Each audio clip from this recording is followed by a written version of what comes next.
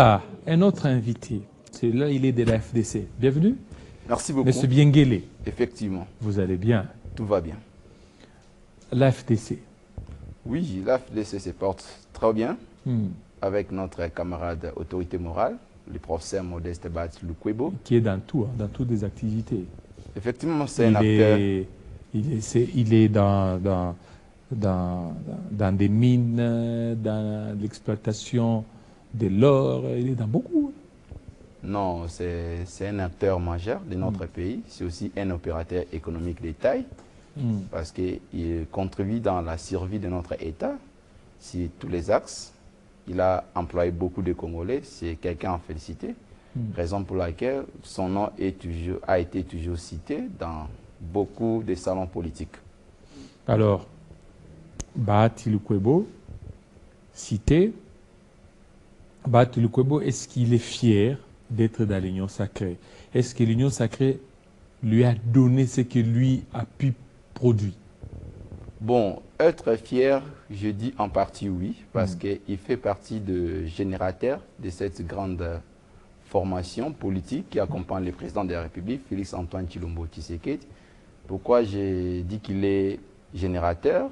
Parce que c'est lui qui a conçu cette grande machine. Il fait partie des gens qui ont milité pour la faisabilité de cette grande structure à côté du chef de l'État. Comme dans toutes les familles, il y a toujours des agitations. C'est vrai, au sein de l'Union sacrée, le professeur Modeste Bat n'était pas honoré à son titre. Parce que vous avez vu pendant la campagne électorale comment il a mouillé les maillots. Nous sommes la deuxième force au sein de l'Union sacrée en termes de la représentation au niveau national comme au niveau des assemblées provinciales. La répartition gouvernementale n'a pas honoré les poids numériques politiques. Alors, le point numérique politique, surtout que pendant ce temps, il y a la situation dans l'Est, la situation d'insécurité. Est-ce que ce poids vaut encore la peine? Bon, cette question a été cogitée à tout moment au sein de notre formation politique.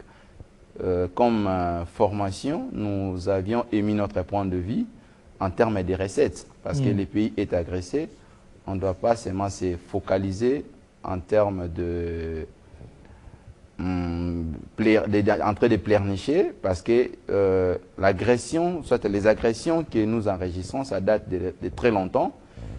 À ce stade, c'est question de réfléchir. Parce qu'il y a le front militaire qui nous, comme acteurs politiques, nous sommes censés de donner des remèdes. Il y a aussi le front social. Quand vous analysez les paysages politiques actuellement de notre pays, vous allez vous rendre compte que la population souffre. La paupérisation a atteint une dimension sans nom. Raison pour laquelle l'implication de la FDC face aux agressions, nous avions d'abord condamné les actes parce que le pays ici a opté pour la démocratie. Les conséquences de la démocratie, c'est la patience, c'est-à-dire l'alternance. Quand vous voulez accéder aux affaires, vous devez attendre. Aujourd'hui, nous avons un mandat en cours.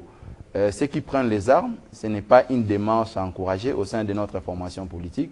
Nous avions condamné, mais cela ne mettra pas en cause les piliers de la démocratie. Entre autres, quand je vous ai dit que la démocratie a comme conséquence, c'est la gouvernance des nombres.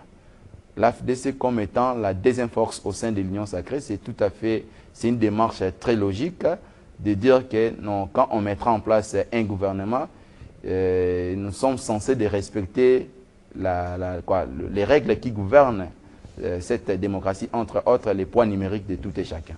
Donc c'est vraiment une question inévitable. Voilà, la question inévitable telle que vous l'avez dit. Aujourd'hui, vous avez parlé de la recette. Quelle recette devons-nous donner pour la situation sécuritaire dans l'Est de la RDC? Oui, cher Kilolo, les cycles infernaux des agressions que nous enregistrons depuis des années 90 jusqu'à ces jours, le problème n'est pas lié seulement en termes de l'efficacité de nos militaires au front, mais c'est aussi sur le plan économique. Parce que beaucoup d'États que nous qualifions les États forts, ce sont d'abord des guerriers. Des guerriers. Effectivement. À ce stade, c'est question de constituer une armée forte. C'est-à-dire, nous devrons canaliser nos recettes, nos moyens, afin de mettre ça. Si aujourd'hui, par exemple, un militaire congolais arrive à percevoir une solde de 1000 $. Êtes-vous sûr que ce militaire sera inefficace sur le terrain? Je crois non. Raison pour laquelle nous, l'AFDC, hormis le front militaire, nous sollicitons aux acteurs politiques de réfléchir sur les fonds sociaux. C'est-à-dire, nous devons canaliser nos moyens, rationaliser nos dépenses, restructurer les dépenses étatiques. Parce que, vous savez, nous sommes une économie extravertie, une économie malade. Si les dépenses ne sont pas bien structurées, rationalisées, je pense que ça va affecter sur la gestion de notre pays.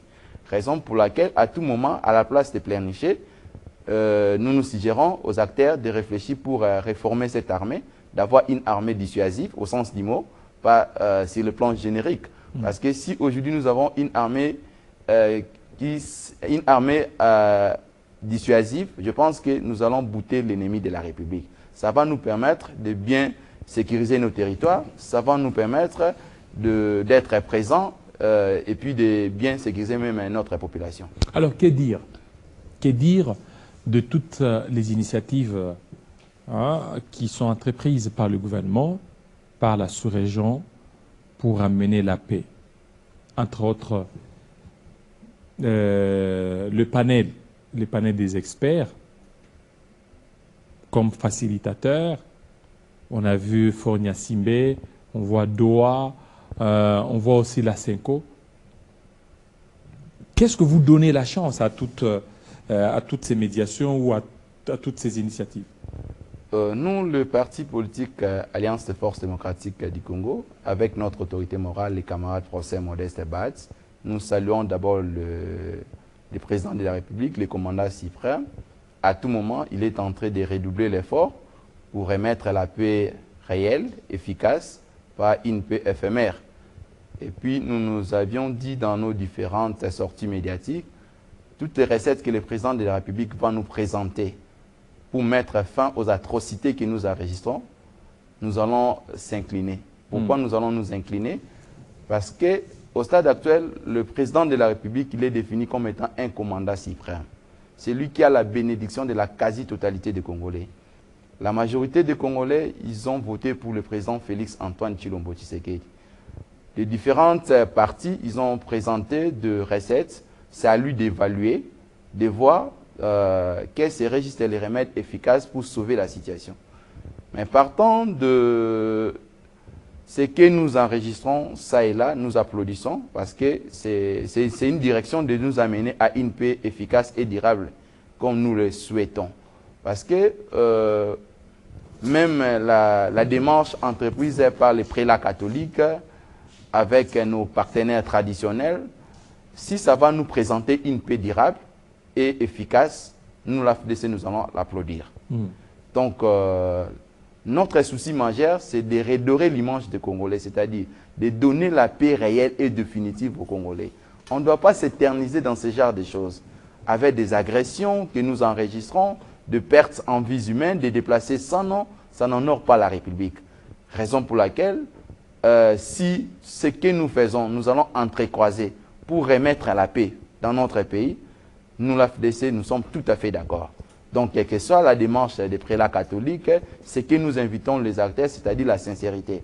Le pays est agressé, toutes les recettes que nous allons produire avec beaucoup d'honnêteté, pas de jouer léger, ce qu'on appelle la théorie du chaos et du mensonge. C'est-à-dire la journée, nous parlons autre chose, la nuit, nous faisons autre chose. C'est ça la vérité là que nous, l'AFDC, nous cherchons. Et alors, la vérité, c'est quoi? Parce que pour le moment, pour vous, les consultations telles qu'elles ont été amenées, c'est une bonne chose, c'est une bonne recette. Bon, cette démarche, elle est tout à fait logique. Les consultations. Effectivement, parce que le président de la République, il est censé d'entrecroiser les pensées de tout et chacun. Nous sommes des partis politiques. Dans notre introduction, tous nous avions critiqué la manière dont le gouvernement a été conçu. On n'a pas honoré les poids politiques. Les partis politiques, ils ont mouillé les maillots pendant les élections globales. Je vous ai donné l'exemple de notre formation politique. Aujourd'hui, nous avons plus de 45 députés nationaux. Nous avons des députés provinciaux dans toutes les assemblées de la République démocratique du Congo. Mais la représentation au niveau national, ça a posé problème. Tout ça sont de frustrations à l'interne.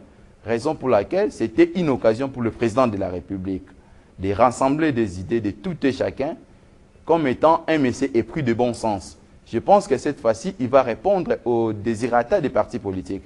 Parce que, vous savez, la démocratie a comme conséquence la gouvernance des partis politiques, des partis qui ont participé aux élections globales. Aujourd'hui, ce sont des partis politiques qui ont fait des présidents de la République puissent avoir plus de 70%, 74% au niveau de l'élection présidentielle, avoir une majorité écrasante au niveau de l'Assemblée nationale. Raison pour laquelle, chers journalistes, nous, l'AFDC, nous attendons ces gouvernements de combat. Parce que ces gouvernements, les assignations sont bien définies. Pourquoi nous qualifions un gouvernement de combat? Parce que je vous ai parlé, nous avons le problème du front social, les problèmes liés au front militaire. Maintenant, si nous avons un gouvernement qui va répondre, c'est ça l'attente des Congolais. Aujourd'hui, la population, vous avez vu avec les différentes pluies que nous avions enregistrées, les conséquences, il y a eu des inondations, ça demande une politique à mettre en place pour mettre fin à ça. Aujourd'hui, il y a des agressions. La partie est de notre pays est menacée. Quand vous lisez les paysages politiques des Congolais, vous allez vous rendre compte qu'il y a un sérieux problème. Aujourd'hui, ça demande une réponse face à toutes ces questions. Raison pour laquelle nous, AFDC, nous plaidons que les chefs d'État puissent mettre en place un gouvernement de combat, un gouvernement qui va répondre aux problèmes des Congolais, aux problèmes liés au social, parce qu'aujourd'hui, il y a des flambées des prix, les prix des transports posent problème, la mobilité au Congo, ça pose problème, il y a des embouteillages de gauche à droite, raison pour laquelle nous insistons pourquoi un gouvernement de combat, parce que je vous ai dit que beaucoup d'États forts que nous qualifions, la première des choses sont d'abord des guerriers. On ne doit pas construire, évitons de construire une république où la personne qui n'a pas travaillé, qui soit honorée à la fin du mois. C'est inconcevable. Nous voulons une république que chacun mérite son salaire. C'est-à-dire qu'il y ait quand même des gens qui travaillent correctement, parce que nous sommes une économie malade, une économie extravertie. On ne doit pas s'éterniser dans ça. Aujourd'hui, il est question maintenant de redorer cette économie. C'est question de recréer cette économie. Comment nous allions arriver? C'est par exemple si nous mettrons un gouvernement qui va répondre avec des techniciens. C'est ça le souhait de notre formation politique. Voilà, le gouvernement qui va répondre avec des techniciens. Et cette fois-là, il n'y aura pas le problème de quotas, le problème de poids politique. Il n'y en aura pas. Ouais, je vous ai dit, s'il faudra reprendre encore mes mots. Il n'y en aura pas parce que la situation dans l'Est de la RDC est préoccupante. Vous aviez eu beaucoup d'électeurs au niveau de l'Est. Effectivement. Et cette fois-là, c'est sous occupation. Vous n'allez pas aujourd'hui demander à ce qu'on respecte le poids. Et cette fois-là, c'est un gouvernement de combat où on ne tiendra pas compte de poids, mais on tiendra compte un peu des performances afin de mener une guerre pour amener la victoire. Effectivement, vous savez, la partie Est de notre pays constitue un bastion pour notre formation politique, notre autorité morale. Le camarade professeur Modeste Batz, il a été à plusieurs fois élu de l'autre côté. C'est une question préoccupante que nous réfléchissons à tout moment. Cette situation, parce que vous avez vu même, ces biens ont été réquisitionnés pour vous dire qu'en partie, ils compatissent avec la population de l'Est, parce que c'est un acteur majeur, c'est vraiment un grand notable de l'autre côté. Au jour d'aujourd'hui, pourquoi nous plaidons pour le respect des poids numériques? Parce que ça sont des règles qui gouvernent la démocratie. La démocratie a comme conséquence les résultats en termes du nombre. Les partis politiques ont... parce que ça, c'est même l'expression de la population. La population, son expression, c'est au niveau des élections globales. S'exprime au travers du président de la République. Aujourd'hui, le président de la République incarne la quasi-totalité des Congolais. Les députés que nous voyons représentent la population dans son ensemble. Vous imaginez, la population a fait de l'AFDC la deuxième force au sein de l'Union sacrée, que cette population puisse constater que l'AFDC n'est pas représentée au niveau de la gouvernance. Ça va poser un problème mental. Raison pour laquelle, même si nous sommes dans un contexte particulier, je sais que la situation actuelle préoccupe tous les Congolais. Le chef de l'État, il a fait appel aux opposants, à la société civile, de conjuguer nos efforts, afin de mettre une gouvernance qui va répondre aux différentes préoccupations de la population. Nous, l'AFDC, pourquoi nous parlons? Parce que cela ne mettra pas en cause la règle normale de la démocratie. Cela ne mettra pas en cause notre constitution. Le pays est régi sur base d'une constitution. Cette constitution donne des préalables à respecter. Entre autres, on ne doit pas nommer quelqu'un qui n'a pas bénéficié juste de la bénédiction populaire et représenter cette population. C'est inconcevable. Raison pour laquelle, même si les chefs de l'État mettront en place une gouvernance en termes de coalition, de pensée pour remédier la situation, mais ce que nous suggérons, c'est qu'il y ait quand même le respect là des points numériques de tout et chacun. C'est même répondre à la volonté de la population. Parce que ce n'est pas l'autoproclamation, c'est plutôt la population qui a fait de nous, la population qui nous a ramenés à ce niveau. Donc, raison pour laquelle nous demandons que les règles là soient respectées, soient mises en considération pour honorer juste les combats de tout et chacun. Est-ce que maintenant, les gouvernements qui seraient en gestation, ce n'est pas une manière de passer à côté de la plaque? Parce que les vrais problèmes demeurent. Le gouvernement d'union nationale, est-ce que ça va résoudre le problème de la paix? Bon, vous savez, chers journalistes, cette approche-là, la manière dont certaines personnes essaient juste de vilipender les acteurs, c'est un peu agaçant. Parce que certains disent qu'ils ne donnent même pas la chance au prochain gouvernement de résoudre, de répondre aux problèmes de la population. Nous devons d'abord réfléchir solutions, comme des patriotes. Moi, je suis certain que ce gouvernement va répondre aux problèmes des Congolais. Et pourquoi? À ce stade, nous essayons de mettre des assignations correctes.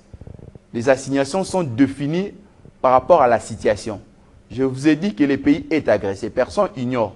Je pense qu'un bon acteur, quand il arrive, c'est d'abord de donner les meilleurs pour que le pays, pour que la paix soit rétablie dans notre pays.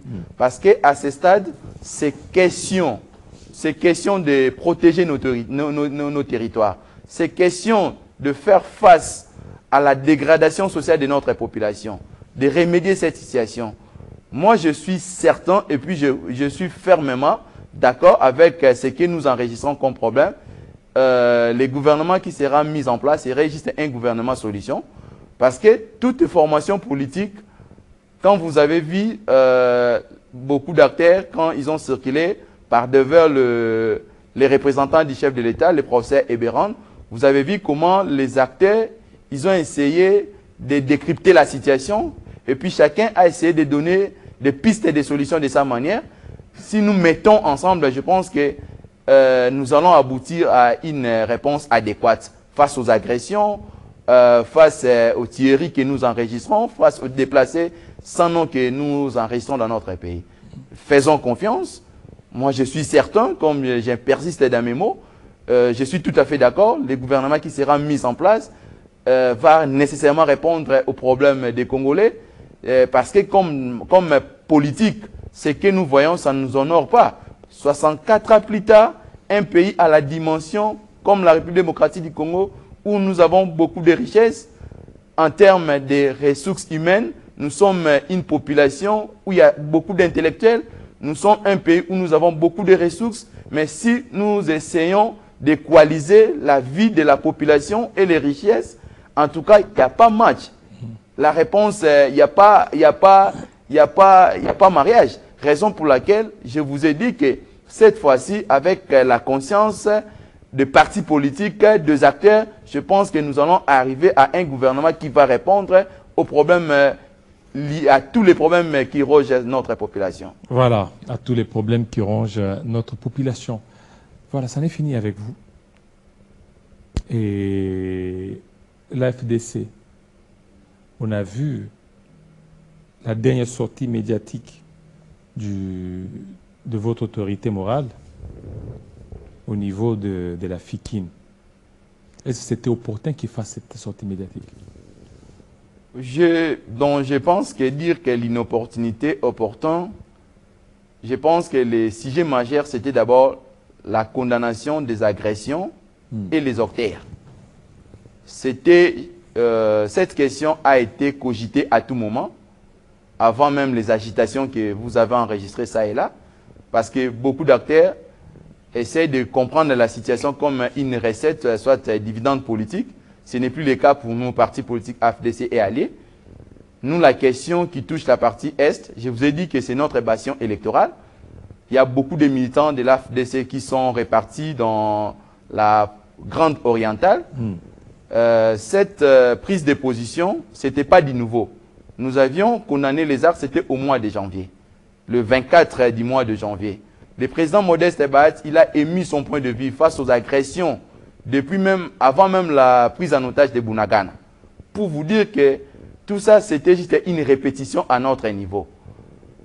Tous les acteurs qui passent en train de sensibiliser la population, étant donné qu'on n'a pas encore réfléchi comment redresser notre économie, comment voir la question sur une armée efficace et dissuasive. Tout ça sont des rassemblements inutiles. Raison pour laquelle nous, la formation politique du professeur Modeste Ebaat, c'était le moment opportun pour nous de rappeler à la population que nous étions la première formation politique qui a condamné les agressions, qui a même donné des recettes correctes pour mettre fin aux agressions que nous enregistrons aujourd'hui dans la partie Est de notre pays. Avant même l'agitation de beaucoup de formations politiques. Parce qu'aujourd'hui, recruter, oui, c'est bien. Nous sommes d'accord pour le recrutement. Mais si nous ne mettons pas des moyens nécessaires pour ces militaires, vous ne voyez pas que ces recrutements, ça ne va pas produire. Aujourd'hui, on peut recruter. Si par exemple, on n'arrive pas à rationaliser nos dépenses, comment nous allons honorer les soldes des militaires? Parce qu'aujourd'hui, quand vous envoyez un militaire au front, il faut quand même qu'il y ait une solde nécessaire. Si par exemple, les militaires au front ne sont pas payés, ne sont pas occupés, par exemple, aujourd'hui, l'économie nationale pose problème. Ça demande des réformes de qualité, des réformes structurelles et non des réformes conjoncturelles. Raison pour laquelle la démarche de l'AFDC, c'était d'abord fondée pour avoir une économie stable, une armée dissuasive. Donc, moi, je pense que cette sortie au niveau de l'esplanade de Fikine, c'était une occasion du professeur Modeste Ebaat d'échanger des commis avec la population et puis de faire voir la situation globale de notre pays. Merci. Merci beaucoup, surtout de votre passage. Merci beaucoup.